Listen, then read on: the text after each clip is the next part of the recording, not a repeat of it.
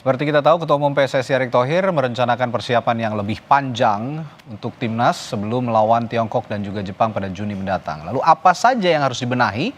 Kita akan bahas bersama analis sepak bola M. Kusnaini dan juga mantan pemain serta pelatih timnas Aji Santoso. Selamat malam Coach Aji, selamat malam Bungkus. Selamat malam. Selamat malam Bungkus. Malam.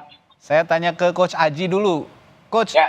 yang harus dibenahi kira-kira apa saja kalau memang ada persiapan yang diklaim lebih panjang kata Ketua Umum PSSI, Coach?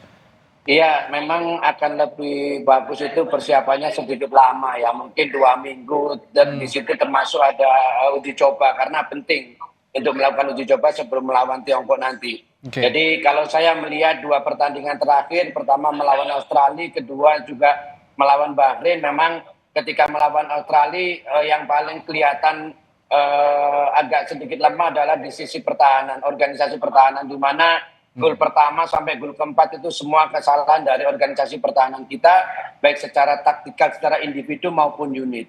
Ya, terus begitu pertandingan ketika melawan Bahrain menggunakan formasi yang berbeda, menggunakan formasi 3-4-2-1, saya lihat sedikit ada progres yang cukup bagus di mana 3 center back kita bekerja sangat baik, gelandang juga membeli delivery ball juga cukup bagus, pemain depan juga satu finishing yang bagus. Hanya ada 2 yang seharusnya peluang itu menjadi gol, ternyata tidak jadi gol.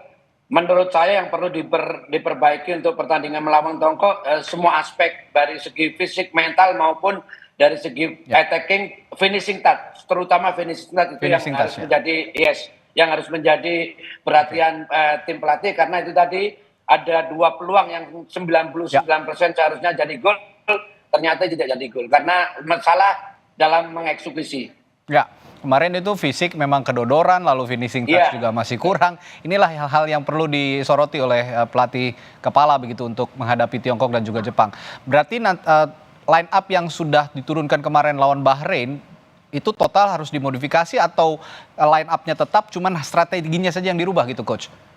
Ya, saya pikir starting line up kemarin juga bagus, pergantian pemain juga sangat efektif, terutama masuknya Ricky Kambuaya, di mana Ricky Kambuaya meskipun hanya tampil 20-30 menit, tapi dia menunjukkan bahwa Ricky Kambuaya seorang pemain yang berkualitas, terbukti dia minta bolanya bagus, juga umpannya juga sangat matang. Artinya bahwa Ricky Kambuaya tidak kalah dengan pemain yang lain. Untuk itu starting line up saya pikir tergantung situasi pemain, siapa yang fit, menurut saya itu yang harus diberi kesempatan bermain. Dan ketenangan Ricky Kambuaya kemarin mengirimkan umpan itu, kalau tidak tenang tidak ada umpan sematang itu gitu ya, Coach, kira-kira. Iya betul, dan lagi posisinya kan juga agak sulit karena dia melakukan umpan dengan kaki kanan, seharusnya kaki kiri, tapi dia melakukan kaki kanan dengan efek kaki luar. Umpan semacam itu akan sulit diantisipasi oleh bek lawan manapun. Dan kira-kira nanti ketika melawan, saya ke Bungkus kalau gitu, nanti ketika sebelum melawan Tiongkok dan juga Jepang, ini kan ada saran juga Bungkus untuk melakukan uji coba di sisa di rentang waktu, waktu yang tersedia sebelum melawan Tiongkok dan juga ke Jepang. Nah, kira-kira karakteristik lawan jika memang ada sempat waktu untuk melakukan uji coba, karakteristik lawan yang pantas, yang layak seperti apa, Bungkus? Iya, jadi waktu yang kita miliki nanti untuk pertandingan lawan China dan terakhir lawan Jepang itu memang sangat longgar ya. Oke lah, Liga Italia itu berakhir tanggal 25 Mei. Tapi jangan lupa Liga Belanda itu 18 Mei udah selesai. Memang Liga 1 masih akan, kalau tidak ada halangan akhir Mei ya. Kita belum tahu, kalau Liga 1 kan biasanya banyak perubahan yang mungkin terjadi ya. Tapi Liga Belanda itu 18 Mei udah selesai. Jadi oleh Romani bahkan awal Mei tanggal 5 itu udah selesai kompetisi. Jadi waktunya cukup banyak. Karena itu memang menurut saya persiapan harus lebih panjang supaya pemain tidak sekedar bisa bekerja sama lebih baik, tidak sekedar ada kesempatan uji coba, juga pemulihan fisik di sini. Karena kemarin tuh problemnya kan juga pemulihan fisik. Karena mereka kemarin terbang cukup jauh sehingga akhirnya ketika main di pertandingan kedua itu banyak pemain yang kondisinya sudah sangat menurun. Tom Haya itu nggak pernah bisa main 2 kali 90 ya, karena memang kondisinya cukup berat dengan 2 pertandingan, perjalanan panjang. Nah, mudah-mudahan nanti dengan jeda waktu yang sangat panjang, karena kali ini pertandingan digelar sesudah kompetisi selesai, jadi fokus pemain juga akan lebih longgar. Saya sarankan uji coba menghadapi lawan yang pertama-tama itu paling penting karakter mainnya agak mirip dengan Cina. Agak mirip juga mungkin dengan Jepang ya. Mungkin itu lawan paling ideal ya Korea Selatan ya. Kalau nggak Korea Selatan mungkin Korea Utara gitu ya, yang gaya mainnya agak menyerupai. Jadi tujuan uji coba itu kan sebetulnya simulasi. Simulasi lawan akan seperti apa, bagaimana cara kita menghadapinya. Jadi kalau mau menghadapi China, menghadapi Jepang, saya pikir pilihan paling baik adalah melawan tim dari Asia Timur juga. Sejauh ini menurut saya yang paling ideal lawannya Korea Selatan. Cuma masalahnya apakah jadwalnya berkesesuaian. Itu persoalan yang juga tidak boleh diabaikan. Dan jangan lupa juga jika memang ada uji coba dengan tim manapun itu, risiko cedera kan ada nih Bungkus kayaknya. Iya, makanya uji coba itu biasanya mempertimbangkan banyak faktor ya. Pertama, kesesuaian dengan calon lawan. Yang kedua, kualitas lawan supaya jangan juga uji coba itu malah bikin down gitu ya. Misalnya kalah banyak gitu. Itu biasanya pelatih mempertimbangkan itu juga. Down, ya. Iya, tapi yang paling penting biasanya pelatih juga memperhitungkan apakah lawannya bisa diajak uji coba atau enggak, karena lawan kan juga masing-masing punya agenda sendiri, apalagi itu akhir kompetisi itu agak-agak sulit itu ngajak tim uji coba itu. Iya. Saya balik ke Coach Aji. Coach, ini Emil Audero, kiper yang juga punya statistik mentereng sebenarnya di timnas kita itu kemungkinan sepertinya akan debut karena Martin Pas ini kena akumulasi kartu kuning sepertinya. Tapi bagaimana juga mematangkan mental menjalani debut? Kayaknya nggak gampang juga kan untuk menjalani debut itu seorang pemain, Coach?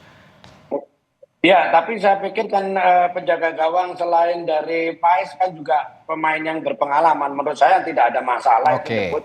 Kecuali kalau dia pemain baru, pemain muda yang belum ada jam terbang, mungkin dengan menghadapi permainan yang pertama kali dia akan nervous ya. Tetapi kalau pemain-pemain yang sudah malang melintang di kompetisi yang levelnya tinggi, menurut saya tidak ada masalah itu, Bung.